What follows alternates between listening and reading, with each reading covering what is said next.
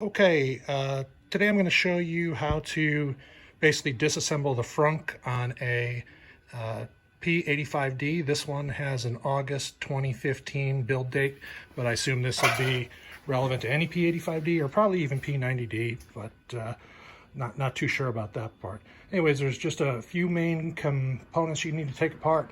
I'm going to do this, most of the video will be in reverse order because I didn't decide to do this until I had it all apart, but really there's a few things you're going to do today. You're going to pop off these side panels, and nothing to that. You just have to remove these two screws. They double as bump stops for the hood, so counterclockwise remove those. You got one on both sides, and then from there you just pull those plastic panels right on up. They've got some clips in the front and along the way. They'll come out really easily. Next step will be to basically peel the carpet out. Real easy, just pull it out from underneath those rubber seals. And then underneath here, which you'll see in the later videos, there's some wires behind both the trunk release and the frunk light there. You just disconnect those once you peel this carpet back. And then you're gonna have two nuts here, 8mm nuts right about there underneath this, and 13mm nuts about here and there that you're gonna remove. And then you pull the whole trunk tub out itself, and from there you'll see the coolant is right here, brake fluid right about here, and you got the washer fluid, which of course you can access without removing all this, but if you want to do that while you're at it, it's pretty easy. You can even take that top panel off. It's not really secured with anything, it just pops right out, and then makes it a little bit easier to fill that reservoir up. Okay, so now that you have the whole frunk disassembled and removed, you don't even really need to take off that top panel there, but it will make it a little bit easier if you want to fill up your windshield washer reservoir without spilling stuff everywhere. Just go ahead and remove this cap here. And then you're just going to use improved coolant to fill up right there that normal line. Go ahead and put everything back together just like it was. I just thought I'd mention that if you're trying to figure out what type of coolant to use, this works out just fine. This is what Tesla specs. You can get it at O'Reilly Auto Parts.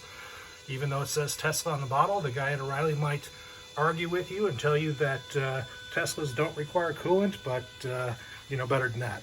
And did take the opportunity to top off the windshield wiper fluid. It was empty. It looks like it takes about an entire gallon, just short of a gallon to fill that. I'm going to show you the assembly going in reverse order, since I'd already taken all this apart before I decided to film this, because I had a hard time finding a video to do this. So go ahead and start by putting in a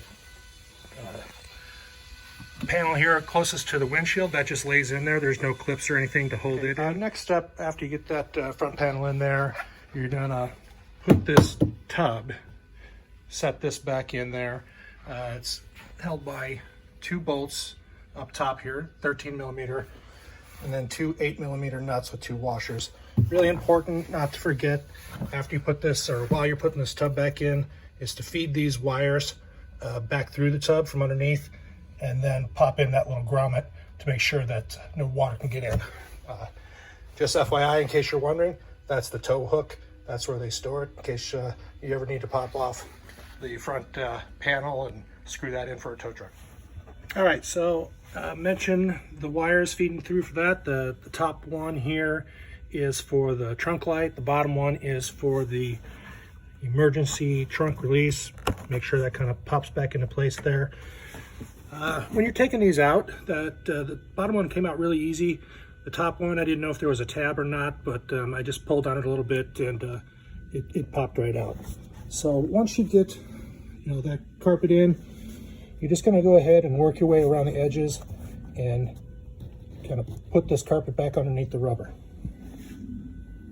Okay, found that with the carpet, it's easier. I have some of these trim panel removal pieces. You could just as well use a butter knife to kind of feed the carpet underneath that rubber seal there. Last step is you literally just pop these side panels in. You just set them in there and kind of pop them in. There's clips at the front and a couple of different places to secure it along the way. Same on both sides.